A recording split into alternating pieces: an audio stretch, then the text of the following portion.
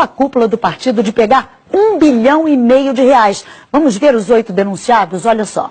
O ex-presidente Lula aparece na denúncia como chefe e grande idealizador do esquema. E em seguida, a ex-presidente Dilma Rousseff vem como a grande negociadora na compra de apoio, junto com os ex-ministros Antônio Palocci, Guido Mantega, Edinho Silva e Paulo Bernardo. A senadora Gleisi Hoffmann, atual presidente do partido, e o ex-tesoureiro João Vacari Neto completam a cúpula petista de denunciados.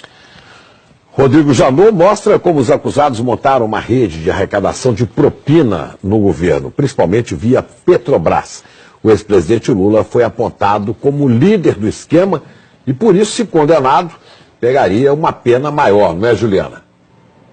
Chico, a Ana Luísa mostrou aí todos os números, os nomes dessa nova denúncia, né? E para o Procurador-Geral da República, Lula foi o grande idealizador dessa organização criminosa. O Ministério Público somou pagamentos de vantagens indevidas a Lula de R$230 milhões por suposto favorecimento às empreiteiras Odebrecht e OAS. A denúncia analisou o esquema desde 2002. A cúpula do PT cometeu, pelo menos durante 14 anos, crimes contra a administração pública, segundo o Procurador-Geral da República. Na denúncia, ele fala que o esquema envolveu órgãos como Petrobras, BNDES e Ministério do Planejamento e que o esquema permitiu que os 8 petistas recebessem de propina quase R$1,5 bilhão. O procurador diz que só na Petrobras o prejuízo gerado foi de pelo menos R$29 bilhões. O documento fala que Lula foi um dos responsáveis pela constituição da organização e pelo desenho do sistema de arrecadação de propina, seja porque na qualidade de presidente da República por 8 anos, atuou diretamente na negociação espúria em torno da nomeação de cargos públicos com a intenção de obter de forma indevida o apoio político necessário junto ao PP, Partido Progressista, e ao PMDB, para que seus interesses e do seu grupo político fossem acolhidos no Congresso Nacional. O procurador diz ainda, no lugar de negociações políticas, temos negociatas ilícitas, nas quais a moeda de troca não era simplesmente divisão de poder para governar, mas sim a compra de apoio político com a utilização de dinheiro público.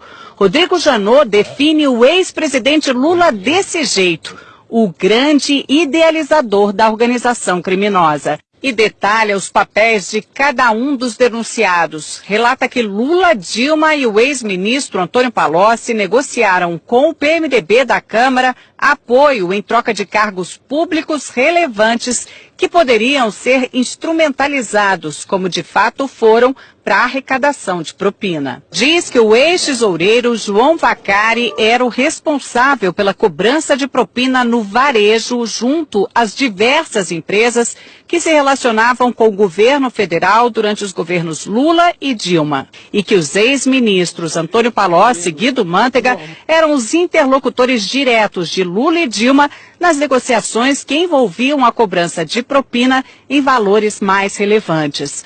A senadora e hoje presidente nacional do PT, Gleisi Hoffmann, e o ex-ministro Paulo Bernardo, segundo a denúncia, não apenas davam suporte ao esquema ilícito montado, como também operaram diretamente a cobrança de propina no Ministério do Planejamento. Diz ainda que Gleisi foi uma das mais beneficiadas nos esquemas ilícitos mantidos pela organização criminosa na Petrobras, no Ministério do Planejamento, junto ao Odebrecht e à JF. O procurador fala que o ex-ministro, hoje prefeito de Araraquara, Edinho Silva, teve uma participação mais relevante na organização na qualidade de coordenador da campanha presidencial de Dilma de 2014, quando substituiu Vacari na missão de arrecadar valores ilícitos em benefício daquela campanha. E afirma que a ex-presidente Dilma integrou a organização desde 2003, quando assumiu a convite de Lula o Ministério de Minas e Energia. A denúncia afirma que desde ali contribuiu decisivamente para que os interesses privados negociados em troca de propina pudessem ser atendidos, especialmente no âmbito da Petrobras, da qual foi presidente do Conselho de Administração entre 2003 e 2010. Outro trecho do documento diz que chama atenção a quantidade de contas correntes de propina mantidas pelos petistas junto a grupos empresariais dominantes no cenário econômico brasileiro. Foram identificadas pelo menos 5 contas instituídas em benefício do grupo político dos 8 petistas denunciados, junto a Odebrecht, JIF, OS, UTC, ao escritório de advocacia de Guilherme Gonçalves, além do ajuste de propina com dirigentes da Andrade Gutierrez. A Procuradoria quer que os 8 denunciados paguem juntos 6,8 bilhões de reais. Seriam 6 bilhões e meio de reais para a Petrobras, mais 150 milhões de reais por danos materiais e outros 150 milhões por danos morais, por lesões à ordem econômica, à administração da justiça e à administração pública. O procurador-geral, Rodrigo Janot, quer que os 8 petistas sejam condenados pelo crime de participação em organização criminosa, com pena maior para o ex-presidente Lula apontado como líder.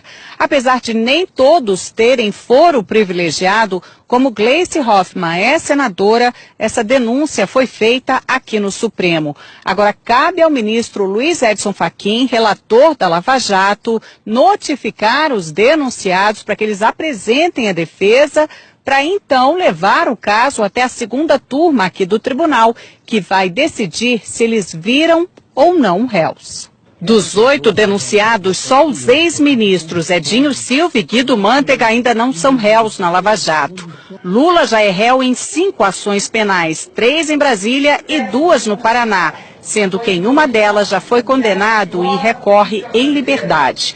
No Congresso, petistas não quiseram falar de jeito nenhum sobre a nova denúncia, que acabou repercutindo em outros partidos. O que nós vimos diante da denúncia é que o PT não apenas governou um país, mas uma máquina de corrupção para financiar um projeto de poder. É algo que pode dar em todos nós um certo desânimo, desencanto, mas é também algo que tem que dar alguma esperança de que pelo menos esse tipo de prática está sendo denunciado e os crimes estão sendo apurados. A assessoria de Dilma Rousseff diz que não foram apresentadas provas ou indícios de materialidade de crime e que a denúncia não tem fundamento e que caberá ao Supremo garantir direito de defesa e rejeitar a denúncia. O ex-presidente Lula disse que não conhece o teor da denúncia, que esse é mais um exemplo de mau uso das leis para persegui-lo, que não praticou qualquer crime, muito menos participou de uma organização criminosa. Afirmou que a denúncia é uma ação política. A defesa de Paulo Bernardo afirmou que não teve conhecimento da denúncia. Gleice Hoffmann afirmou que a denúncia não tem qualquer fundamento. A defesa de João Vacari Neto declarou que a denúncia é totalmente improcedente. A defesa de Guido Mantega afirmou que é no mínimo contraditório que a Procuradoria-Geral da República resolva oferecer denúncia, usando como prova basicamente a palavra de delatores, num dia em que o Brasil se depara com a disposição de delatores à dissimulação. Edinho Silva afirmou que sempre agiu de forma ética e legal. A defesa de Antônio Palocci não quis se manifestar. Ana, Chico. Obrigada, Juliana.